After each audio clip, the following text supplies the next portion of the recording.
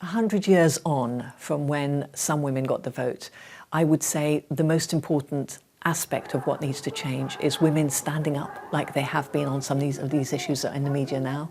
It's other women supporting them, and it's people, it's society more generally supporting them. So it's a process that I think is fundamentally important, and I think 2018 feels like it's awakening to the importance and the power of that process.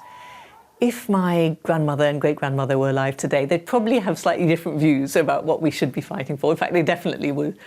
What's quite interesting about the family is that they are a microcosm in one single family of having very different views. But I think at the end of the day, they'd be saying, keep going. The opposite of having power is not having power.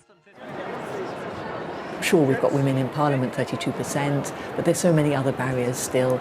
And then what about women at work? A lot of progress, but again, you know, the issues about the gender pay gap in the media at the moment. We've had so much in terms of sexual reproductive rights, but still there are many constraints.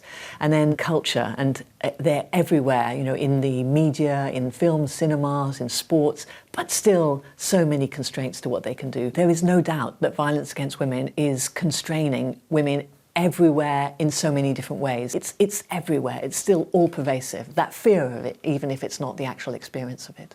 The lens is still a male lens. The issues that are discussed are still dominantly those that are conceived of in a parliament that's male-dominated. It is wonderful that we have women in these leadership positions, but we would be so wrong to think that because there are some, that the problem is solved.